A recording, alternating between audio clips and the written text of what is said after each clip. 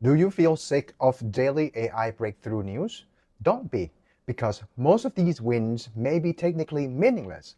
Watch this summary video and you will never feel the fear of missing out over new AI models ever again. Hello everyone, my name is Pisek or Benz, and this is Case Done. Hello, from Case Done. This is a summary video on problems in evaluating agentic AI. So that title kind of gets right to the heart of a huge problem we're seeing in AI right now. On the one hand, you've got these models getting unbelievably powerful. They're acting as agents, they're writing code, they're reasoning about the world.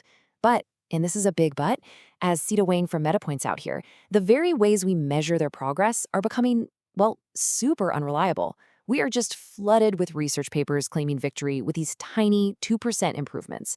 So are these real breakthroughs, or are they just statistical ghosts? That's the mystery we're going to try and unravel today. All right, so our first clue is tangled up in this really dangerous assumption that a lot of researchers are making. The idea that just because a task is harder, you need fewer examples to test it. And that leads us straight into what's called the Small Dataset Paradox. Now, what's really interesting is if you think back to what some people call the golden age of deep learning, you had benchmarks like ImageNet, and they were built on these massive data sets. We're talking over 100,000 images. And what that gave us was a ton of statistical power. When a model got better, you knew it was for real, no doubt about it. And now, look at this. This is the big shift. Contrast that massive number with a really important benchmark for AI coding today, HumanEval. How many examples does it have? Just 164. That's it. We've gone from over 100,000 all the way down to 164.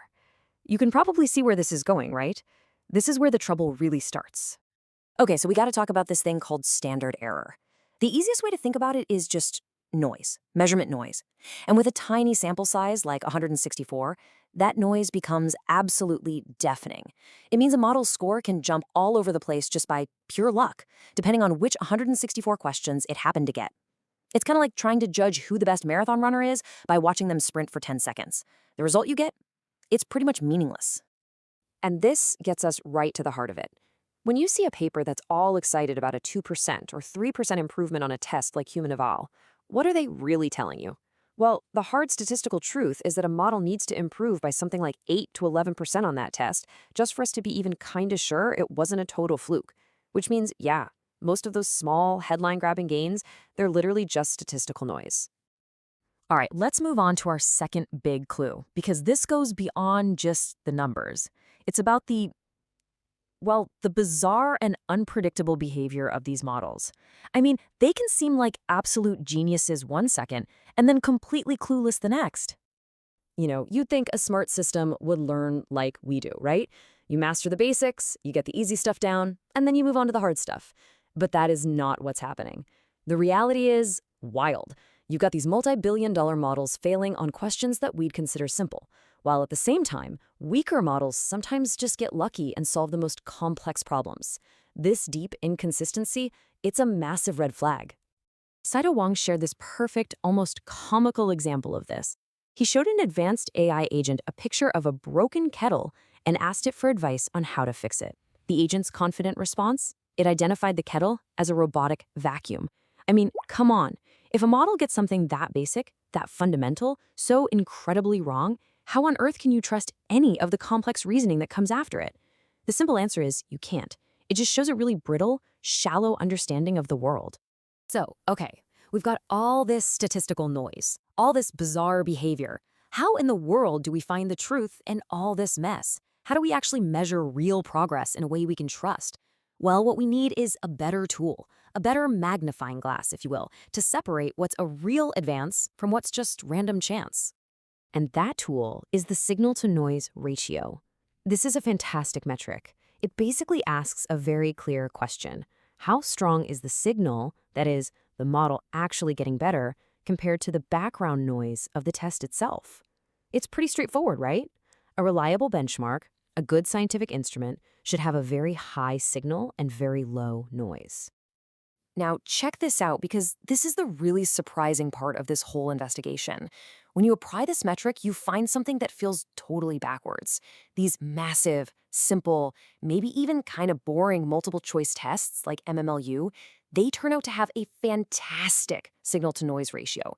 They are excellent scientific instruments for detecting real improvement. But those complex, agentic coding tests like HumanEval, oh, their ratio is terrible. The noise almost completely drowns out the signal.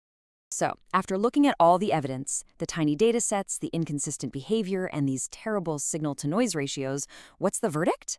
Well, the crucial point is that all of us, we need to become much more skeptical, much more rigorous consumers of AI research. And to help you do that, here's a practical little toolkit.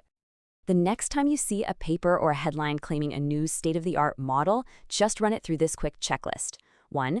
Check the sample size. If it's only a few hundred, be really wary. 2. Demand to see the error bars. If the supposed improvement fits inside that margin of error, it's not a real improvement. 3. Look for that fragile genius we talked about. Does it fail on simple stuff? And 4. Trust the tests that have proven to be better scientific instruments, the ones with a high signal-to-noise ratio. And let's end on this final, really thought-provoking idea.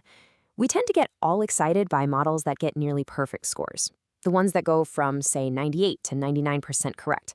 But maybe the true leap, the real sign of intelligence, isn't that tiny incremental gain. Maybe the most impressive and significant moment is when a machine goes from 0 to 1%. That very first time, it solves a problem that no machine has ever solved before. It really forces us to stop and ask, what does a real breakthrough truly look like? This video is a part of a series that will summarize the 2025 Agentic AI lecture series as offered by UC Berkeley RDI Center. For the full series of the summary lecture, see the description below. And don't forget to subscribe to our channel. We are on YouTube, LinkedIn, Facebook, X, and Substack. Subscribe so that you can get the AI insights that make your foundation or your organization solid. By the way, the lecture summary video is made with the help of AI, in particular Notebook LM, where I did my best to maintain its accuracy.